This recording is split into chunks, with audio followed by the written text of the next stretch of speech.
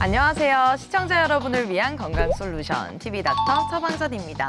오늘의 건강 주제는 뇌전증입니다. 신경과 전문의 김영찬 선생님과 함께 알아보도록 하겠습니다. 어서 오세요.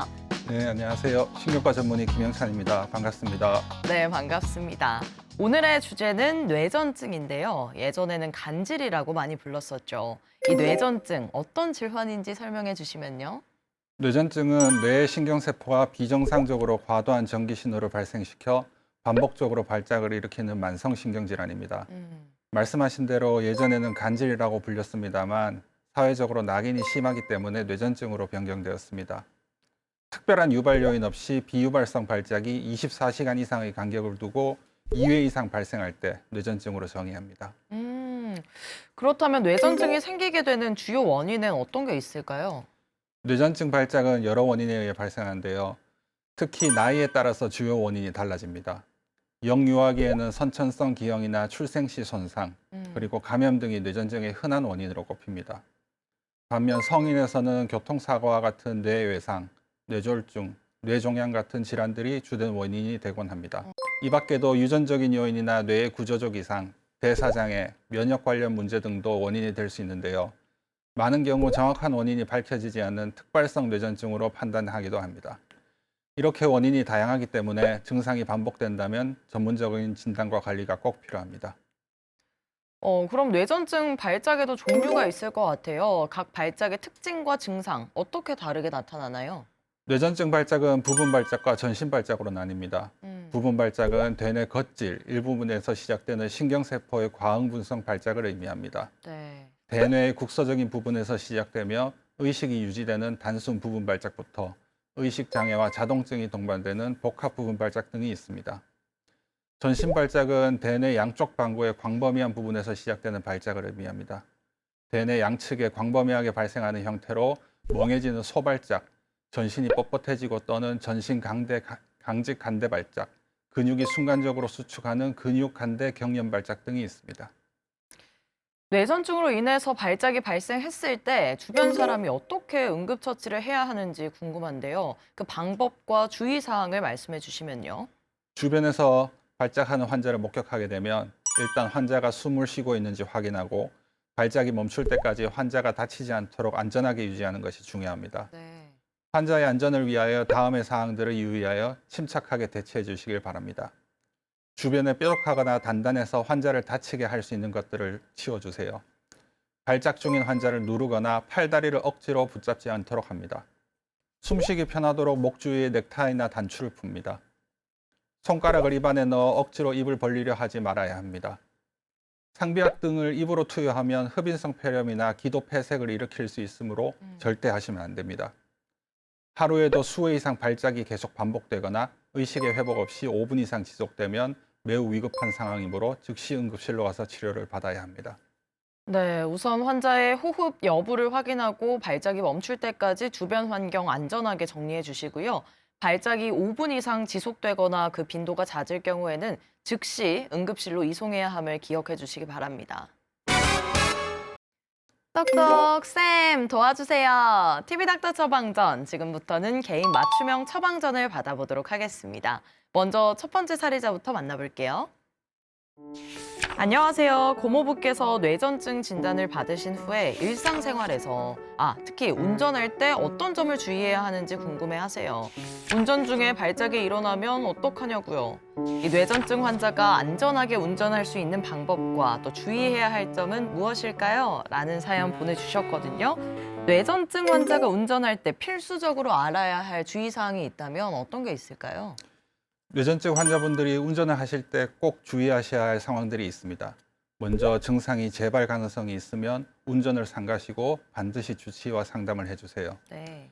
항뇌전증 약을 감량하거나 복용하지 못했을 때 혹은 과복용한 상태에서는 운전을 절대 하지 말아야 합니다.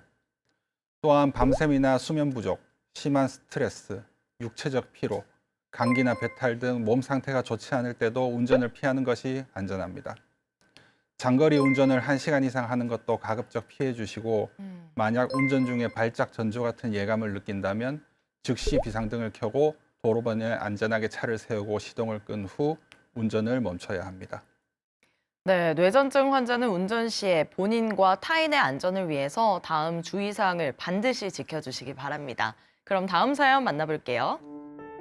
안녕하세요. 최근 어머니께서 갑작스러운 발작 증세를 보이셔서 이 뇌전증에 대해서 관심을 가지기 시작했습니다. 고령자에게서 뇌전증이 어떻게 나타나고 어떤 특징이 있는지 일반 성인과 달리 주의해야 할 점은 뭔가요? 라는 사연 보내주셨는데요. 고령자에게 나타나는 이 뇌전증, 일반적인 경우와 어떤 다른 점이 있을까요? 뇌전증은 50세가 지나면서 그 발생률이 현저하게 증가합니다. 네. 노인에게 있어서 뇌전증의 원인이 젊은이와 다르고 나이를 고려하여 치료 방법의 선택이 다릅니다. 아무래도 동반된 질환이 많으므로 약물 부작용도 흔히 나타날 수 있습니다. 나이가 들어서 새로 발생한 뇌전증은 그 발작 모양이 젊은 시기의 뇌전증과 다를 수 있는데요. 예를 들면 기억을 깜빡깜빡한다, 순간적으로 헛소리를 한다 등으로 나타날 수가 있습니다. 나이가 들어서 첫 발작이 생긴 경우에도 다른 연령대와 마찬가지로 뇌파 검사, MRI 검사, 대사 이상 등 발작의 원인 검사를 철저히 받아야 합니다. 고령에서 첫 발작을 경험한 경우에 젊은 연령대에 비해 재발의 위험이 현저하게 높기 때문에 약물 치료를 더 신속히 시작해야 합니다.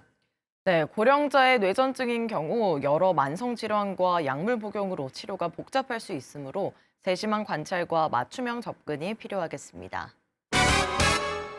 TV닥터 처방전, 뇌전증에 대해 알아보고 있습니다. 이 뇌전증의 치료, 어떻게 이루어지는 건가요? 우선적으로 이루어지는 건 약물 치료겠죠? 그렇습니다. 뇌전증의 치료는 약물 치료와 수술 치료로 나눌 수가 있는데요. 약물 치료가 우선이며 기본입니다. 10명 중 7, 8명은 약으로 조절되고 이 중 3명은 2에서 5년간의 약물 치료 후 약을 끊어도 뇌전증의 재발이 없어 약물 치료만으로도 완치가 가능합니다. 현재 효과가 좋고 부작용도 적으면서 복용하기 간편한 약이 계속 개발되고 있어서 뇌전증은 조절 가능한 치유가 될 수 있는 질환으로 더욱 인식되고 있습니다. 약물 치료를 꾸준히 받아주시길 바랍니다. 그렇다면 뇌전증 극복을 위해서 환자와 환자의 가족이 숙지해야 하는 점 알려주시면요. 먼저 뇌전증 환자의 가족은 환자의 약물 복용과 생활 습관 관리를 지원하고 발작 발생 시 올바르게 대응할 수 있도록 훈련받아야 합니다.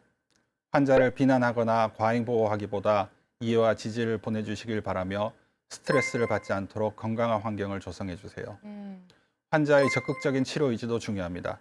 충분한 수면과 규칙적인 생활, 건강한 식습관을 유지해 주시고 스트레스도 잘 관리해 주세요. 당연히 음주와 흡연은 삼가고 적당한 강도의 유산소 운동과 스트레칭을 꾸준히 해주시길 바랍니다. 네, 뇌전증과 관련해서 꼭 기억해야 할 처방전 정리해 드릴게요.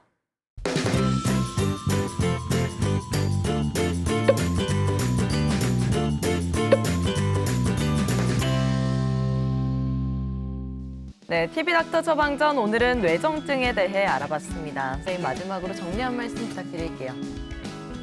예전과는 다르게 뇌전증으로 병원을 찾는 환자분들이 많아지고 있으며 사회적인 인식도 정신질환보다는 신체질환으로 여기는 분위기가 높아졌습니다. 뇌전증은 약물 치료를 잘 유지한다면 일상생활이나 사회생활에 문제가 발생하지 않을 만큼 조절이 가능한 질환입니다. 자책하거나 사회적인 고립을 선택하기보다는 의료기관을 방문해서 상담을 받고 적극적으로 치료에 나서주시길 바랍니다. 네, 선생님 오늘 말씀 고맙습니다. 저희는 다음 주 이 시간에 더욱 알차고 유익한 처방전 가지고 다시 돌아오겠습니다. 오늘 하루 더 행복하고 더 건강하세요.